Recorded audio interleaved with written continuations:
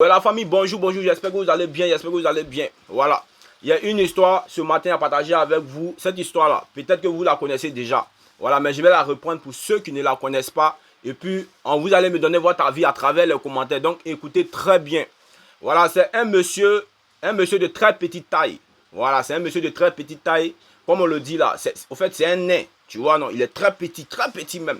Tu vois un peu, un monsieur bien en forme, mais il est très petit. Même grand-père même là, même grand-père était plus grand de taille que lui. Donc tu vois un peu. Donc le monsieur a marié une femme de très grande taille. C'est-à-dire que sa femme est grande de taille et puis elle a forme. Tu vois non.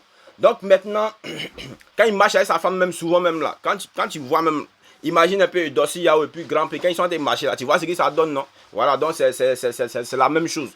Donc le monsieur et sa femme, ils vivaient dans une cour commune. Maintenant un jour, la femme était dans la maison en train de préparer.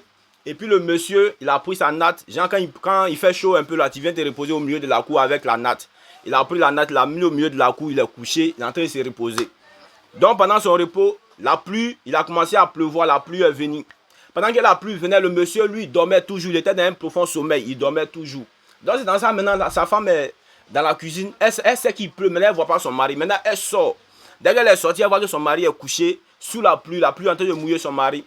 Elle voit que son mari est de très petite taille.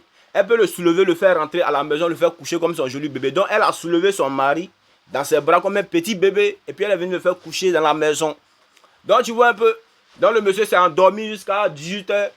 Quand il s'est réveillé, il voit qu'il est sur le lit dans la maison. Ah, il ne comprend pas. Il sait que ce n'était pas là, il était couché. Maintenant, dès qu'il se lève, il appelle sa femme. Il dit, mais viens ici. Est-ce que c'est ici moi il était couché? Elle dit, aïe, non, que tu n'étais pas couché ici, hein. Tu étais couché au milieu de la cour, mais comme il pleuvait, donc je t'ai soulevé et t'ai fait rentrer dans la maison pour te faire coucher sur le lit. Le monsieur a dégamé en même temps, il dit non, il est fâché.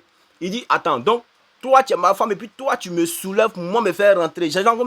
Moi je suis devenu ton bébé maintenant quoi.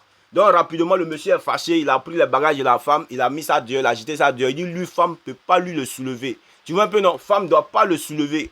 Donc, essayez de laisser vos commentaires. Voilà l'histoire qu'il y a là. Laissez vos commentaires. Quand vous voyez, vous-même vous écoutez là.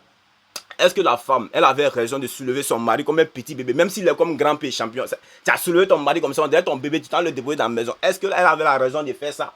Ou bien elle ne devait pas faire ça, ou bien elle devait réveiller son mari. Malgré qu'il ait des petites tailles, il allait marcher, rentrer à la maison pour se coucher. Donc laissez vos commentaires. Qui a mal fait? C'est le mari qui n'a pas raison, mais c'est la femme. Et puis on se prend après pour une autre vidéo. Continuez à vous abonner. Force à vous.